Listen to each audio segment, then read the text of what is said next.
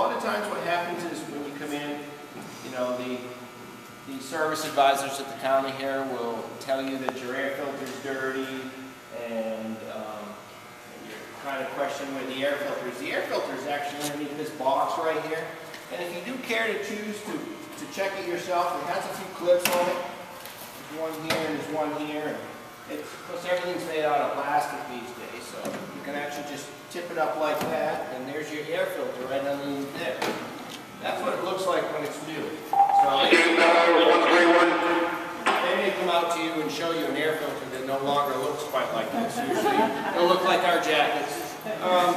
Usually between 15 and 30,000 miles. This is definitely an item that you really want to change. It's like you. This is the lung for the car. Without breathing, it's not going to run properly.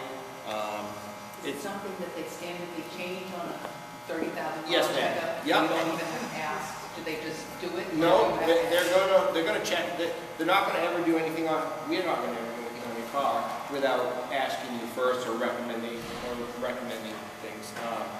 You guys, ladies, can check this yourselves. Like I said, it's underneath the cover here. Some of them are bolted in. Some of them just have clips. They go in pretty easy. You just slide right in. Of course, I've done this for 26 years, so I can get to it pretty quick. And then it just latches right down with a couple of clips. You could. And if you're going to get filters yourself, that's great, because we're here to educate you, and a dime saved is definitely to your benefit. If you're going to do them yourselves, I do recommend using our product, our Toyota products. The aftermarket stuff is more of a paper. Did you see how that looked? It was like cloth. It's maybe $2 more, but the difference in the filtration of the air is it's quite a bit. So this is your wash. Everything underneath the Toyotas. Okay, I can't speak for the Fords on the Toyota tech. Is labeled. Here's your washer solvent here. You fill it right in there until it comes up to the top. There's usually a little indicator. It'll come up to the top for you. Very easily done. If you care to check your oil, it's usually the yellow one, and the handle is shaped in an O for oil. Pretty ingenious, huh? Pretty ingenious. Usually it's right in the front also, okay?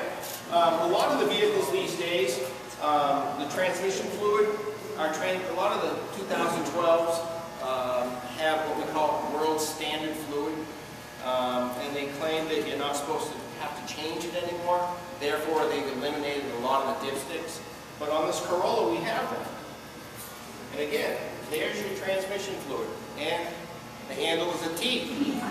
So, we have oil and we have transmission. Okay? We never check the engine oil with the engine running. If you're driving down the road and the little red light comes on the oil can, we know to pull over immediately. Okay? Shut it off, let it set for a minute, and then pull the dipstick out. Let what little bit of oil is possibly in there get to the oil pan and see what the fluid level is. If it needs some, we just cap right on the top. Everything's plastic, it should come right off. Okay, we just put as much oil as we need until it reads properly on the dipstick. Okay, the transmission fluid, I recommend you don't really mess with it. It has two different levels on it. One is hot, one is cold, and it needs to be running at the time. So if your transmission isn't feeling properly, I strongly suggest you bring it to the dealer or your closest garage. At least say, hey, my transmission's acting a little funny. Can you check the fluid, make sure it's okay? I'm going on a trip, going back into town. These are our fluid levels underneath the cars. We have what we call a cabin air filter. Has anybody ever been in the shop and they say, hey, your cabin air filter is dirty? Well, that's actually located behind the glove box. You can change that yourself, but usually what happens is you've noticed when some of the customers try to take the glove box door out, there's a little pit, that's how it has to come out. There's a little piston in there that does break occasionally, but it is stuffed up behind the glove box. It does take a little bit to get to, but it is accessible. I'm not going to take it out right now because everybody will have to have their head in the car for me to see it. But if you choose to know how to change it, I'm more than happy to help you. I think the best thing to do is on your oil change or your next service, ask for one of us techs. We'll come out and show you where it is and how to go about checking. So here are our fluids. We have our washer solvent, okay? We have our engine oils, we have our transmission. We need coolant, engine coolant to keep this engine cool. Here's our reservoir off to the side. We use a pretty pink coolant. It's either pink or red, and it's a great indicator in case you have a leak. It actually leaves a stain where it drips. So, Is that what the oil does too? Because I don't know. They haven't found it yet? and they put a dye in it? Is that what they did Well, I for don't you? know put a dye in, but it's been leaking and I don't know. They can't find it. Like, they can't find the leak. I only have to leak. Oh, so is it leaking or is it consuming it? It's only leaking. Okay. Is it then this dealer here? And they haven't been able to find it?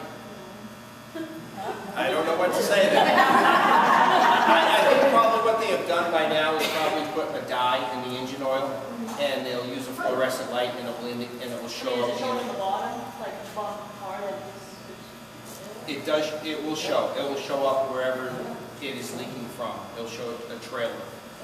So yeah, they've added a dye, I'm sure, to the engine oil. So a lot of people like to change. These engines have changed a lot over the years. It looks like a piece of plastic, and that's all pretty much, isn't it? There's actually your engine, okay? And what happens is, see how that nice cover's over there? That's got nice little insulation. We have field mice that love this stuff. They crawl up into here and start chewing on this stuff and leaving beds underneath there, chewing the wires. Again, your do-it-yourselfers, that plastic cover comes right off. These little rubber pieces. It's got 4 pins. The best way to do this, you got 2 holes for what? Your oil, and 1 for your oil cap. You just center those right over there. And push it right back down on, and it's on. Do you have to have that? They all have that, yes. Do they have to have it? It helps with the rain, you know, and the outside elements. So, no, it's okay. It's okay. Yep, all the newer models. And if you ever have a problem with the field mice getting underneath your hood, or what happens is they love to get inside your car also, and that pollen filter I was telling you about will stop the mice from going down into the squirrel cage, as we call it, which is the blower motor that blows heat. Okay? They'll chew through that and get down into there, and then they've made a mess, it smells, and usually there's feces, and when it spins, it'll kill the mice and make a pretty big mess in there. A way you can avoid that is they do not like dryer sheets. You know your little bounce dryer sheets? You stick a couple of them, 1, 2, 3 under the hood, you know, just in. You could even stick them to, you know, anywhere. Any way where you can wedge them in there. They don't like the smell of it. It deters them. Yes. And also Irish Spring soap. Irish Spring soap? I had trouble with the fan. Yeah. And I brought the car in, I couldn't put my window down, and they Yeah. put the door card, and inside the door was all acorns. Yeah. So they had done a job on my car. I know keep it out, but this man was also in service. He said he keeps his car in and he has some problem. Yeah. So they told me the dryer sheets, which I tried for a while, but then somebody else told me about Irish Spring soaps. I bought a couple of cakes, and I got one of the iron wraps for $05. I keep one in the back, you know, on the door thing, and then I keep one in the glove box. Yeah. The smell deters And every them. once in It's a the while, I'll take a perfumes. foot up and check for little, you know, like on the shelves, I don't have any. Yeah, it's the perfumes that keep them away. So those are a couple And you don't do-it-yourself really things. smell. And it gets expensive, doesn't it? It gets very expensive, and they are little critters, I'll tell you.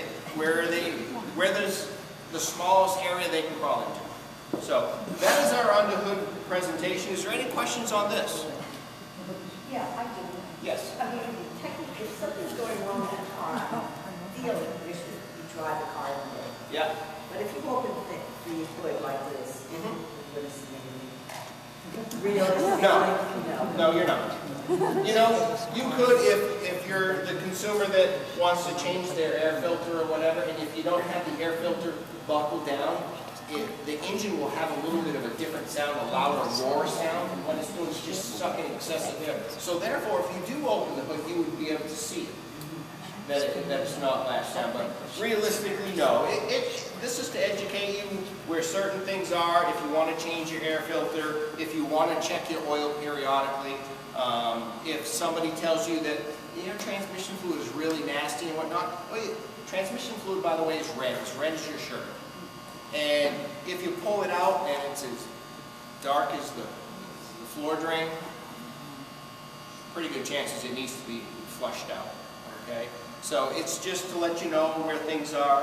If they tell you that you have a problem with a particular thing, you can come and look and you can verify yourself. You know, it's all about verification and knowledge of your vehicle. Okay? Before we move on to the next step, really, this is about educating. We don't expect you to do all this yourself.